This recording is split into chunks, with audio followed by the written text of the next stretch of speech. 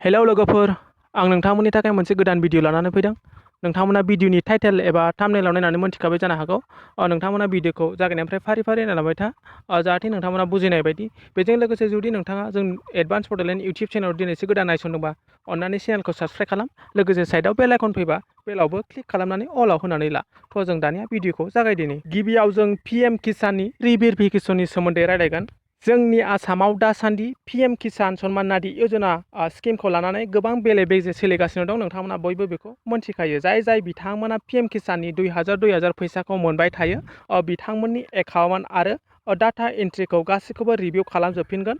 जुदि नोंथांमोना बे नोंथांनि डाटा एन्ट्रि एबा नोंथांनि बेंक एकाउन्ट एबा नोंथांनि लेन्ड हल्डिंफ्रा कारेक्टबासो नोंथाङा बेखौ बे फैसा 2000खौ मोनसिगोन। जुदि नोंथाङा डुप्लिकेट एप्लाइ खालामदोंबा एबा नोंथांनि बेंक एकाउन्ट गासिबो डिटेल्सखौ नायजोबनानै नोंथाङा फेक नुयोबा, नोंथाङा जुदि 2 नम्बर खालामदोंबा एबा साख्रि गोनांफ्रानो एप्लाइ खालामदोंबा, नोंथांमोना बे फैसाखौ मोननाय नंलिया। नोंथांमोना जुदि सोरबाफोर मोनबाय थायोमोनब्ला बेखौ मोननाय नंलिया। दा बेनि इनकुवारिया जोंनि आसामाव अलरेडि सोलिगासिनो दं। जोंनि आसामनि चिफ मिनिस्टार बिथां सर्बानन्द सन'वाला डिसिखौ अर्डार होबाय। बेजों लोगोसे सार्कोल अफिसार आरो मण्डल आरो गावबुराफ्राबो गावनि गामिनिफोरनि लिस्टखौ हरनांगोन आरो मण्डलफ्रा एबा सार्कोल अफिसारफ्रा बेखौ लिस्टखौ हरगोन मास मोनसेनि गेजेरावनो। जुदि नोंथांमोना फेक बानायदोंबा नोंथांमोना मोननाय नंला। बेजों लोगोसे कंग्रेसनि बिथां मिस्टार बरा बिथाङा सिबिआइ इनकुवारि खालामनांगौ होननानै बिथां नरेन्द्र मदिनो लेटार हरदोंमोन। बिनि सायाव सिबिआइ इनकुवारि खालामना मायो उनावसो मोनथिसिगोन। एग्रिकालचार मिनिस्टार बिथां उथुल बराया बुंदों, उइ आर गोइं टु फर 100% रिभेरिफिकेसन। माने बिथांमोना जोंनि आसामनि 31 लाख फार्मारफ्रा दा बे 2000 फैसाखौ मोनबाय थायो। बे गासिबनिबो एप्लिकेसनखौ रिभिउ खालामगोन। जुदि नोंथांमोननि गासिबो डकुमेन्टसफ्रा थिगबासो नोंथाङा बे फैसाखौ मोनसिगोन आरो जुदि थिग नङाबा नोंथांमोना बे फैसाखौ मोननाय नंलिया। गासिखौबो रिभेरिफिकेसन खालामजोबफिनगोन। थ' जों दानिया नेक्स्ट आपडेटनि सायाव रायलायदिनि।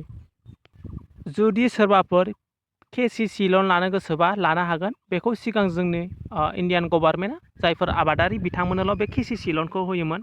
दा जायफोर दाउ फार्म खालामनो एबा अमा फार्म खालामनो बिथांमोनहाबो बे KCC लनखौ लानो हागोन।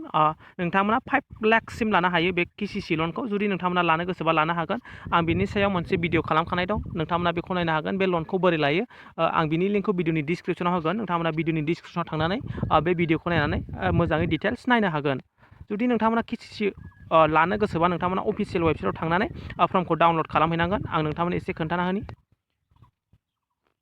बियो पिएम किसाननि अफिसियेल वेबसाइट। जाय बिथांमोना पिएम किसाननि बेनिफिसारि बिथांमोनाल' बे KCC लनखौ मोनगोन। जुदि नोंथांमोना पिएम किसाननि फैसा 2000 मोनबाय थायोबासो नोंथांमोना बे लनखौ लानो हागोन। सिगां समाव आबादारिफोरल' होयोमोन, नाथाय दा जायफोर दाउ फार्म बानायनो एबा अमा फार्म खालामनो बिथांमोनाबो लानो हागोन। नोंथांमोना बेखौ लानो थाखाय बेयाव नै डाउनलड KCC फर्म दंखायो। नोंथांमोना बेखौ डाउनलड खालामनानै जायखिजाया नोंथांनि बेंकआव बे फर्मखौ हैनांगोन। नोंथाङा बेसेबां लानो गोसो बे नोंथांनि सायाव 5 लाखसिम मोनगोन। नोंथांमोना जुदि लानोबा लानो हागोन। आं बिनि लिंकखौ भिडिअनि डिसक्रिपसनाव होखागोन। नोंथांमोना बे भिडिअखौ नायनानै बोरै लानांगौ बिनि सोमोन्दै डिटेल्स नायनो हागोन। थ' जों दानिया नेक्स्ट आपडेटनि सायाव रायलायदिनि।